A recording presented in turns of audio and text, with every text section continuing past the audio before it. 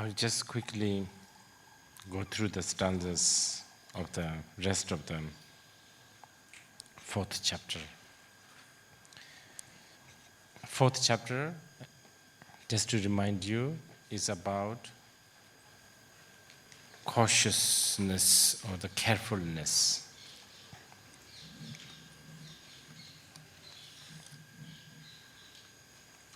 Because having this very profound and beneficial task or a duty that we have as a bodhisattva, we are to be cautious. As I said this morning, this is the beginning of the intensive mind training. Śāntideva is about to present.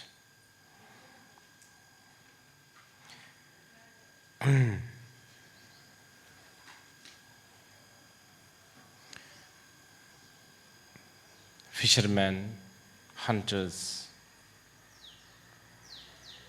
farmers,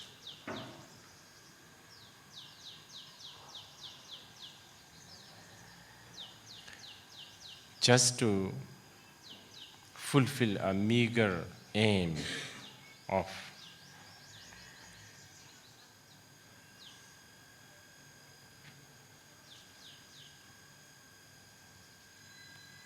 living, just to fulfill a meager aim, they go through the endurance of cold, heat, injuries, etc. Yet Bodhisattva has amazing aim, much like infinite and incredible aim. So what reason is needed to convince oneself to be diligent and to endure all the hardship?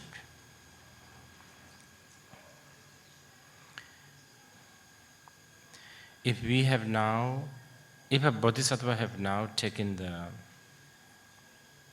pledge to liberate all sentient beings, yet if the liberator, the bodhisattva himself, is stained by emotion, then that is like being completely insane. If one cannot liberate one's own emotions, how can one promise to liberate all others' emotion?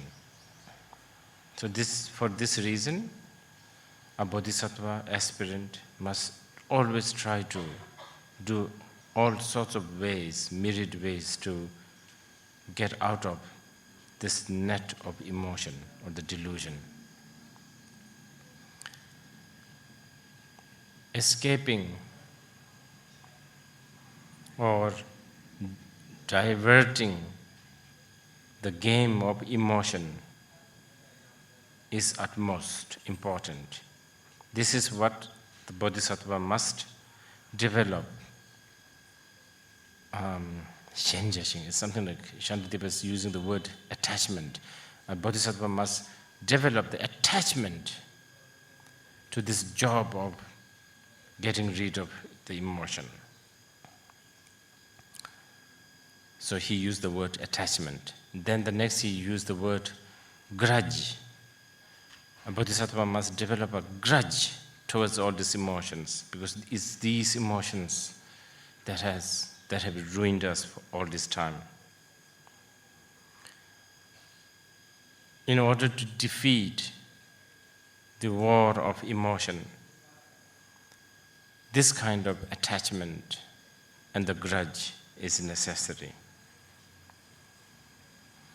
One must also develop a strong determination, such as no matter what happens, whether I get burned, killed, chop my head, no matter what, a bodhisattva should not bow down to the emotion. The good thing about the enemy of emotion is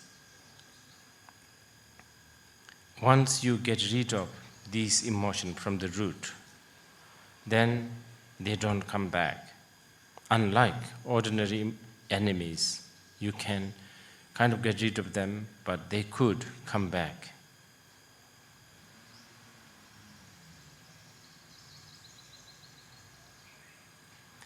Now, towards the end of the 4th chapter, there he gives us a glimpse of the joining the wisdom and method. In other words, he gives a glimpse of the 9th chapter, the subject of the 9th chapter. Already here, this is a very important stanza, quoted many, many times. Nyamonamni, yunamini, wansot lamin barnang min tele jenang min dida karnen duwa kuno dini junda tichit nyingla jikpong sheji tsomba ten te meni du tala nyaso namsa chite no bache teater namsam chike shebayi. This stanza says, after all this, a bodhisattva must realize that so-called negative emotion, they do not truly exist. They do not truly exist on object. They do not truly exist on senses, sense objects. They do not truly exist in between the sense and sense objects. They do not exist externally and internally. Yet, the illusion of them, wherever they are, they torment the beings of the samsara again and again. Yet, if the bodhisattva knows that the emotions are like an illusion, then a bodhisattva will gain a confidence. So, here he's saying that be courageous, because really you are dealing with something that is illusory by nature.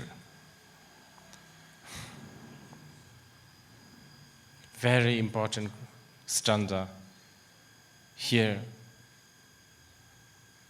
is the example of bringing together the method and the wisdom, the beauty of the path of the Buddha.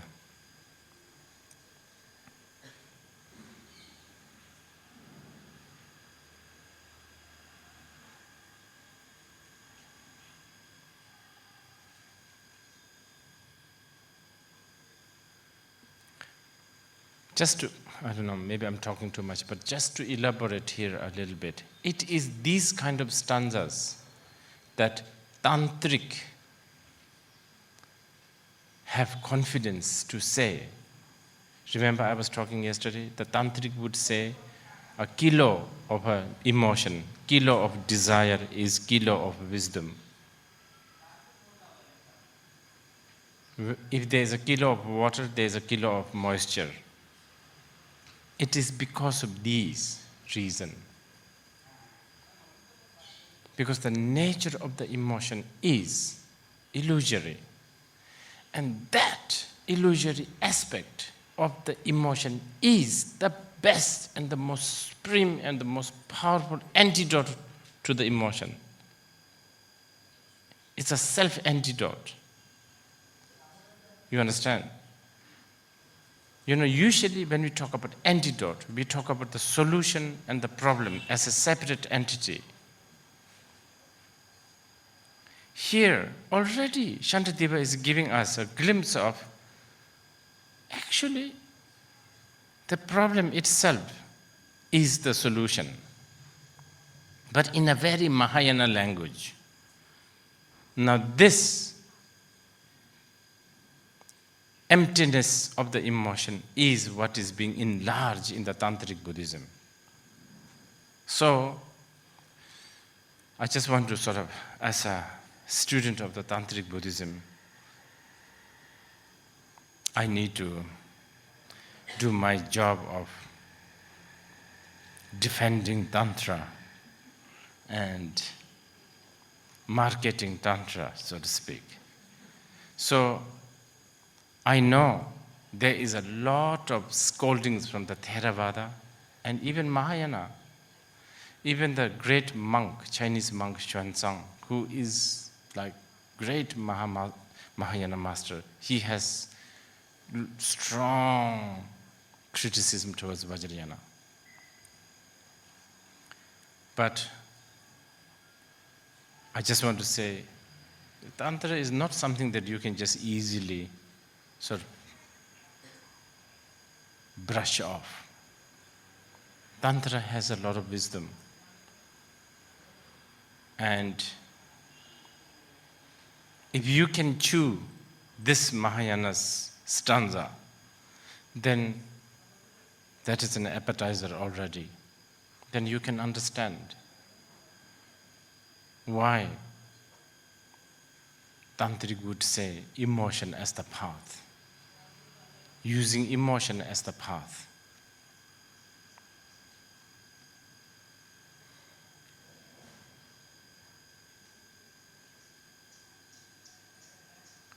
I'm sorry to be crude, but many times it's like this. You know, if you don't have a penis, you cannot become a monk. Do you know that? It is thanks to the penis you can become a monk. It is thanks to have a desire you can become a monk. Have you ever heard of a 1-month-old boy becoming monk? Exactly.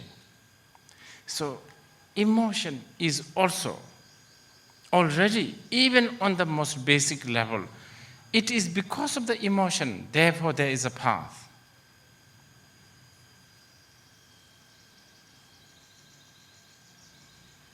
This is why the path is always very, very paradoxical. Because it has to talk with the emotion.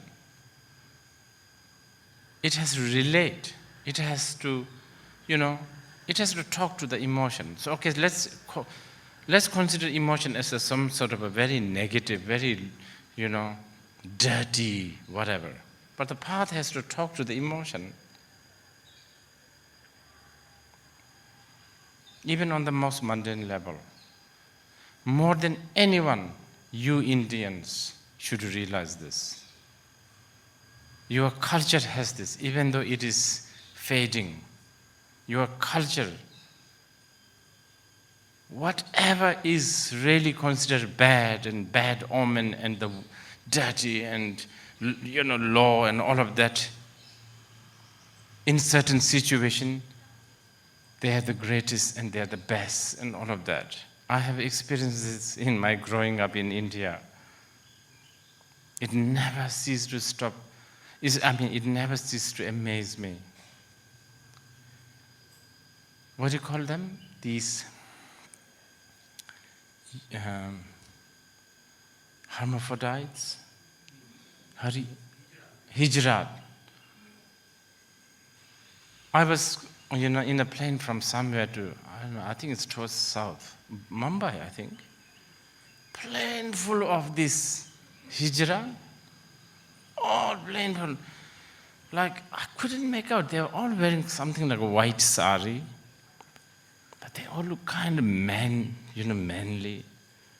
And they're all dressed and they were talking and they were all very orderly and none of them, even as we were taking off, they were all standing and walking and the air hostess were going crazy, like trying to ask, make them calm down. And I was told many times that they are considered really like low and untouchable and they're really, really like,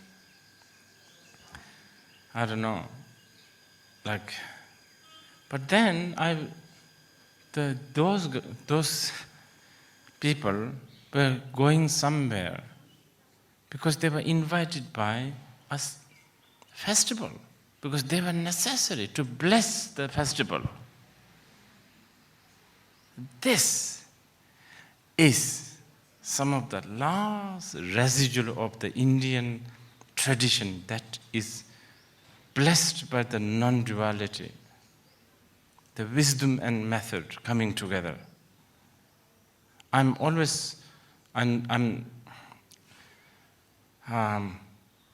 think Abrahamic religion, the West, is very dualistic. I cannot say dualism is bad, of course.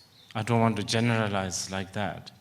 But I have this small fear that even as Buddhism or Hinduism or whatever, as they travel in the West, when it comes back, as it seems to always come back, because even in Japan, there are situations where the Japanese learn how to have a proper tea ceremony from a Danish guy. Japanese. I have met Singaporean Chinese learning Chinese calligraphy from a British woman. I'm sure at the going rate of the love and devotion towards Indian wisdom tradition by the Indian themselves, it is possible that in 20 years you will learn the Indian wisdom from, I don't know, Croatian, Bosnian, I don't know. And I feel sometimes I do worry, because that in-depth habit is so difficult to get rid of. Already, I'm sorry, this afternoon is a bit of a critical mood. Already I feel that from the West, there is the presentation of Buddhism has a tinge of dualism. I will tell you one reason. And this I always do. It's kind of, it has become my hobby now. There's already American and the British Buddhist. British, I have to say. You can quote. I'm not talking from behind. There's already British Buddhist who if not condemn, they shy away talking about reincarnation.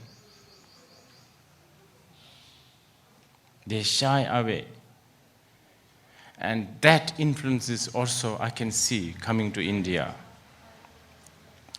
And their excuse, the reincarnation. Of course, the Tibetan reincarnation, tulku like myself, is not helping the situation very much. And people think, this is a Tibetan mambo-jumbo, this is a Tibetan superstition, and all of that. That denigrating, denying, refuting, or even shying away from the concept such as reincarnation is what? Didn't I tell you right at the beginning? Underestimation of relative truth. If you have that, you don't have a right path.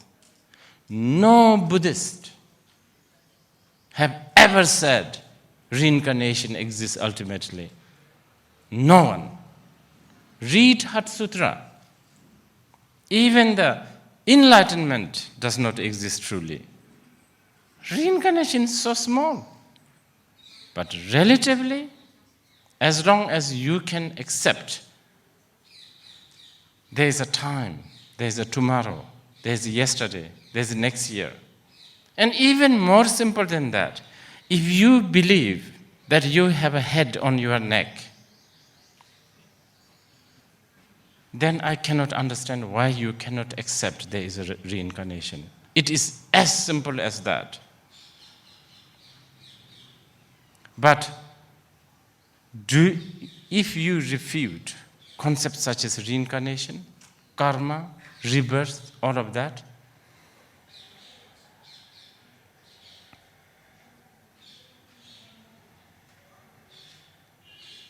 And I'm telling you, already there is prominent Buddhist voice shying away from concepts such as reincarnation. If we don't believe in reincarnation and if we don't have a reincarnation, let's go and rob a bank. As long as you don't get caught, doesn't really matter. Whether you're a crook, a gangster, sannyasin, a hermit, a monk, when you die, you'll become ash, or you will rot inside a coffin. What difference does it make? This is the only short life you are going to live. You might as well have everything. You should just do whatever you like. Rape, kill, steal. There is no ground for morality.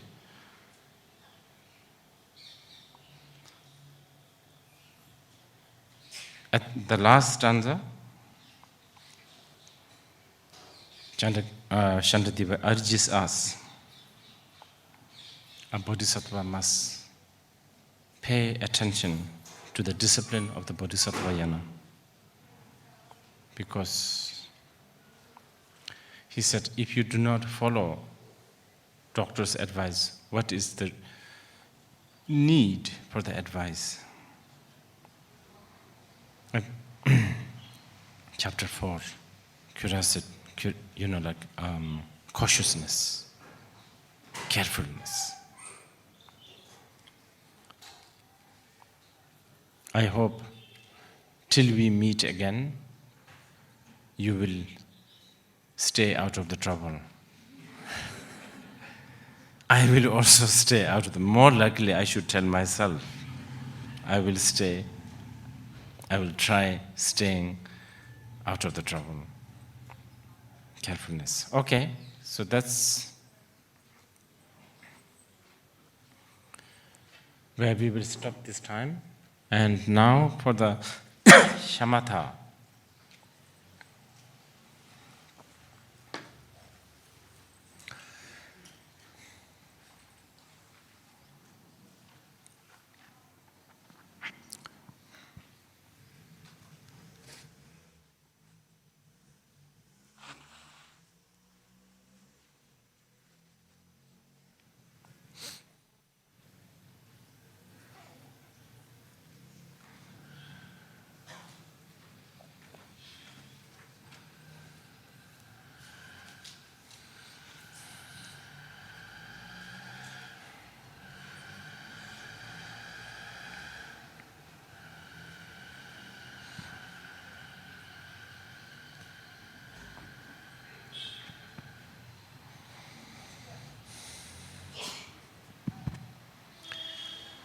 I guess most easy thing we can do for now is just concentrating on your breathing in and out. That's it.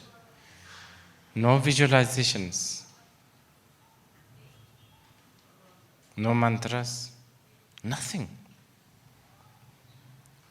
There are few disciplines that you should apply which is necessary to bring the effect of the shamatha quicker and also not to derail the path of the shamatha, sort of the procedure of the shamatha.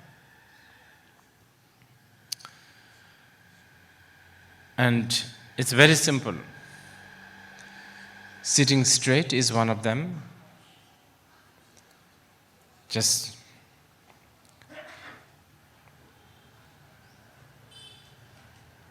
sitting straight.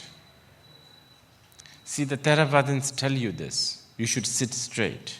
Your body must be straight. See? They may not talk about chakras. They may not talk about nadis, pranas directly, but they talk indirectly. Sitting straight is important. that instruction of sitting straight gets more and more sophisticated and elaborated in the Tantra. So then, therefore, there is the Upanikrama, the visualization of the deity, and so on and so forth.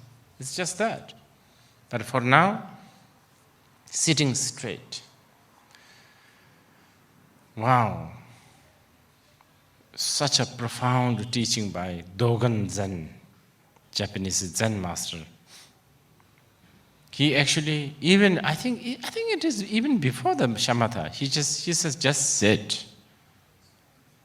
You go and join a Zen monastery or whatever, and then what's the first thing you do? Just sit. That's it. Deadly simple. But the word just sit is, the word just sit, in Japanese, what? Shikantaza? Shikantaza? That is going to change its meaning. If only you can jot it down somewhere, what you think it means. Sit, just sit. And if you continue to do this meditation, after 20 years, your definition of today, just sit, and definition of just sit in 20 years will be so big. The word just is infinite. What do we mean by just? What are you eliminating? The word just has this connotation of, just sit. But what are we eliminating?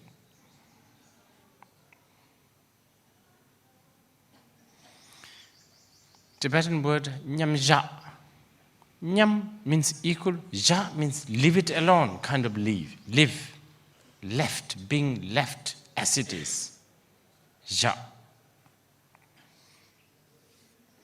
Ja.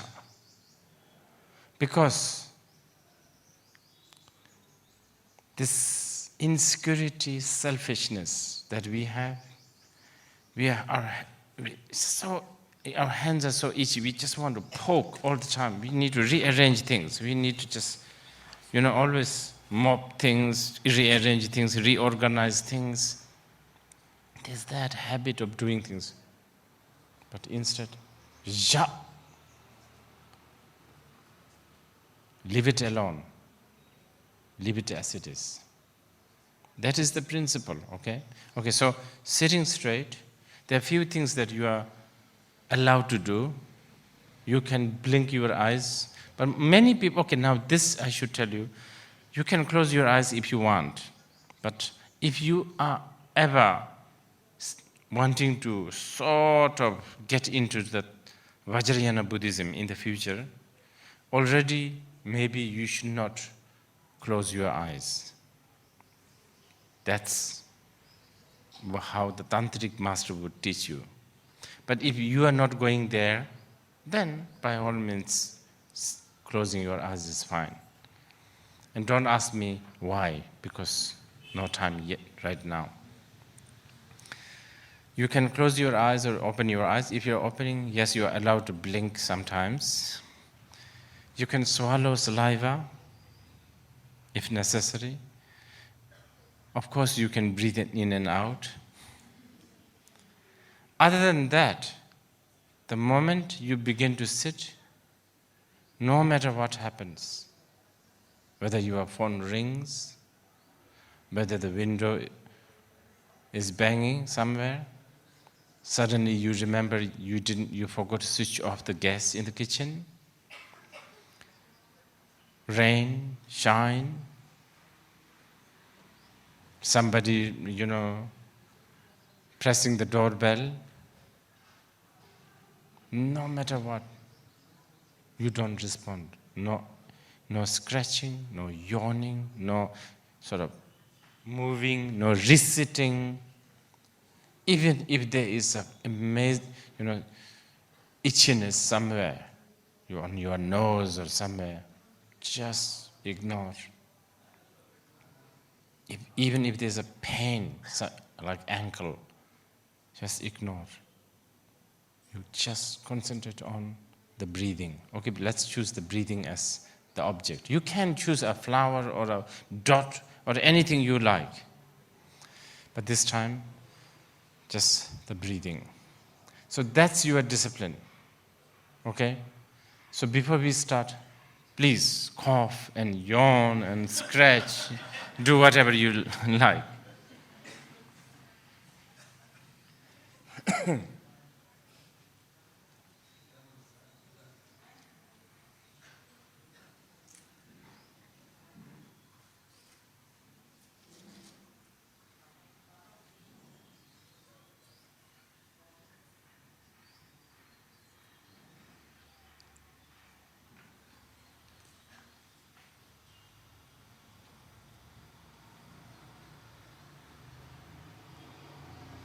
Okay?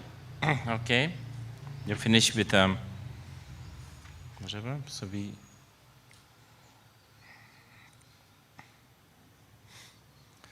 So if you are ready, sit straight.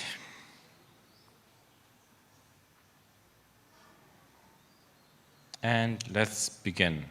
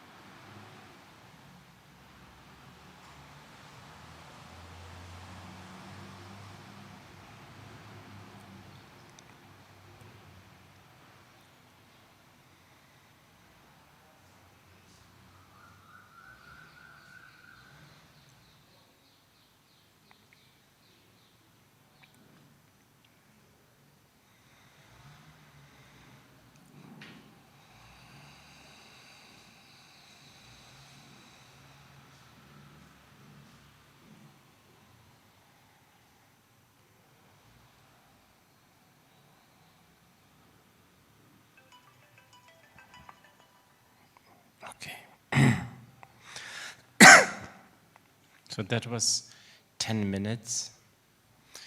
And we do not contemplate enough. The world, what is lacking in the world is there's no enough self-contemplation. Even if we do have some kind of a form of contemplation, it's usually contemplating on something else, like a music, like a book. Eliminating all of that.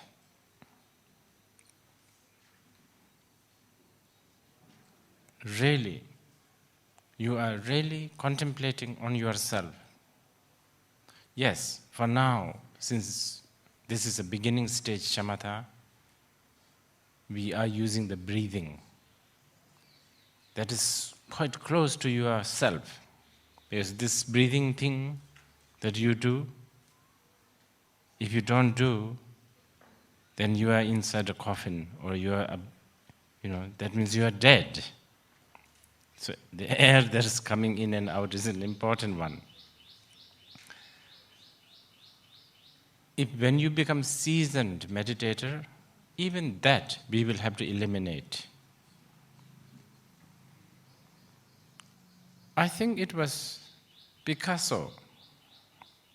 He said, "What is great art?" He said, something like that, right? The great art is when and how you eliminate things, not how much you add things, right? How much you eliminate. In this, similarly, what is great meditator? When you manage to eliminate. I know, in Aman resorts, they will ask you to listen to all those, Beethoven music with the birds chirping from the background, water running, rainfall. Look at the sunset.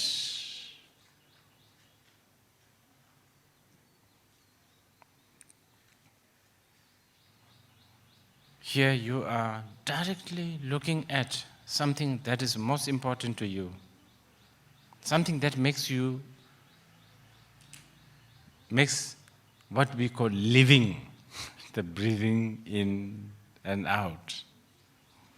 As long as it's happening, then you are living, isn't it? So that's what you are concentrating, nothing else. Contemplation, such a valuable thing, especially this day and age.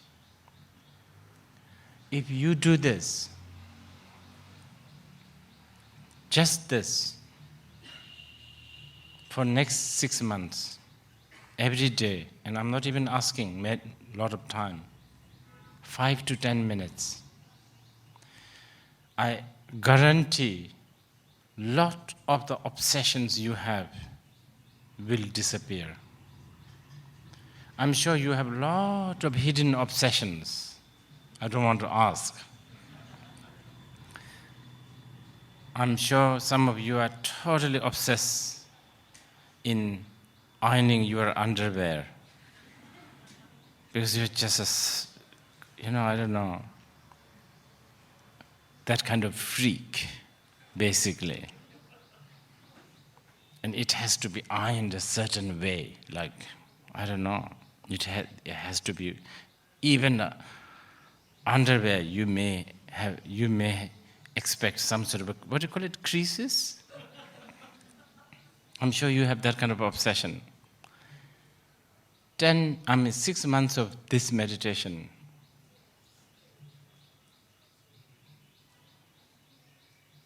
you may still wash your underwear, but you may not really worry about ironing it.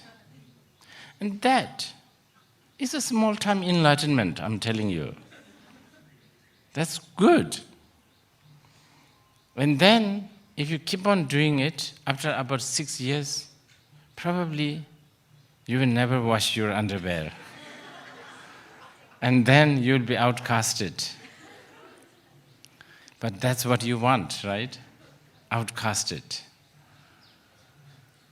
Okay, if you have any questions regarding this, I'm happy, maybe 1 or 2 questions, and then this time we will end. Regarding the shamatha, I mean. Rinpoche, I'm asking on behalf of this gentleman, what's the relationship or connection between shamatha and vipassana? Shamatha is to make your mind malleable, and vipassana, after making the mind malleable, making the mind stable, making the mind workable, then you are ready to see the truth. So the vipassana is a matter of seeing the truth. Vipassana is important because without the vipassana, shamatha alone is not going to uproot the samsara. It's just going to make things very calm and clear. But like a muddy water, if you don't stir, it will become very clear, pristine. But mud is there down below. Anytime if a wind or somebody stirs it, mud will flow. There you need the vipassana. Okay. Yes. Rinpoche, I'm trying to understand this wonderful pith instructions which you talked about yesterday, about the fly skidding off a horse's bum, in the light of shamatha meditation. In shamatha, it seems that we want the fly to sit down and settle down. Yeah. So that is the trick. You see, you want to, but it won't. But that's okay. Fine. So we want the fly to keep skidding and keep watching the fly skidding? Is that what we are doing? That's interesting. This skidding is slightly different. Here, the mind by nature is always skidding. But this time, right now, it's skidding not because of your will. When you become very seasoned, according to your will, you will skid. And that's what you want. That's what we are talking about, horse and the, horse bum and the fly. That's what we are talking. Okay. One more question and then we will end here.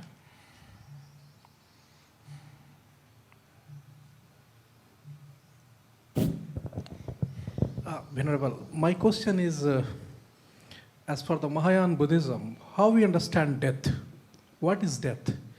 Simply discomposition of 5 aggregates or something else? When death is, again, just as all the other phenomena, it is an imputed phenomena, it is a fabricated phenomena, it is actually happening all the time. From the time you were born, the moment you were born, the death started. You understand? Ordinarily, of course, what you are saying, a separation, a big separation of the body and the mind, is what we call death. But other than that, the death is happening all the time. All the time. Already, even as we speak, a lot of your thoughts are dead. And then the next thoughts connects. And then the next thoughts. And then the next thoughts reincarnates. Okay. I'd like to conclude this offering my, expressing my joy for being able to, giving me the chance to accumulate some merit in presenting the great bodhisattvas such as Śāntideva's work. I shall also offer my gratitude towards all the organizers here, Pune University, Professor Duker, and all the other people like Zubin and Asha, who has really worked hard to make this happen.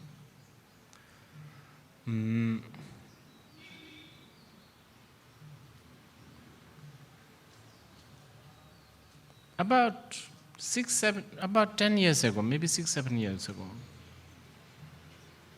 I thought India has lost Buddhism altogether. And I've always wondered why. Like my Hindu fanatic BJP supporter, Modi lover Suresh Jindal said,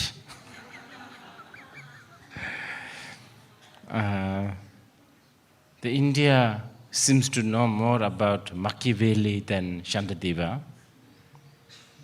India seems to know more about Karl Marx than Nagarjuna. But I have to say, there seems to be the returning of the Buddha Dharma, especially among the younger generation.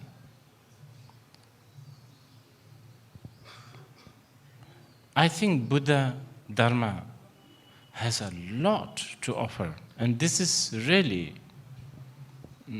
I don't think this is coming from a pure patriotism towards Buddhism, because Buddhism cherishes analytical thinking. Buddhism has concepts such as Sangha. Buddhism has values and concepts such as dependent arising. And Buddhism also has amazing bravery to kind of always look at morality kind of in a very fishy way. You know, they've never really worshipped the morality that much. You know, sort of, especially the Mahayana and the Tantric, you know, it's like they have it, but they have it with a caution. All of this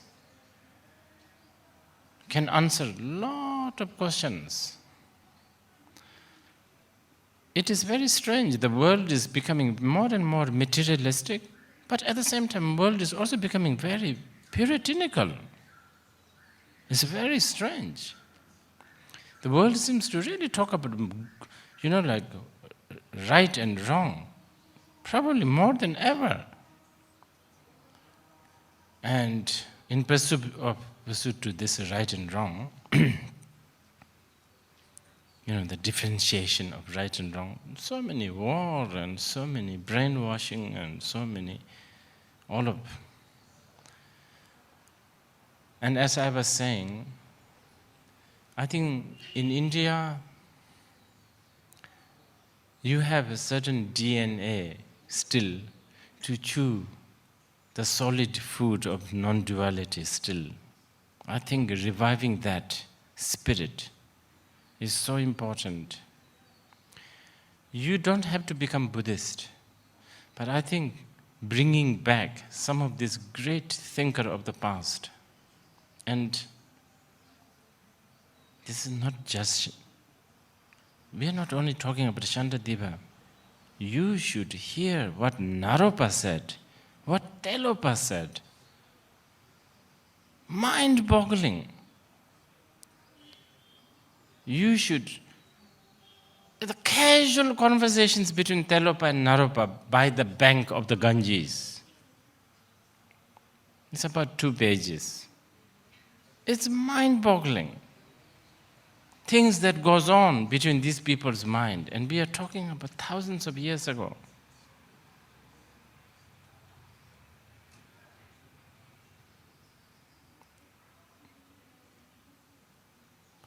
I'm glad that if I have managed to sort of rekindle some of these devotion, passion, and inspiration, the merit of this discussion, I will selfishly dedicate so that I will reborn in my next life as a very, very dictatorial Kim Jong-il of India. And I will also dedicate this merit for the longevity of all of you and the prosperity and well-being. Thank you.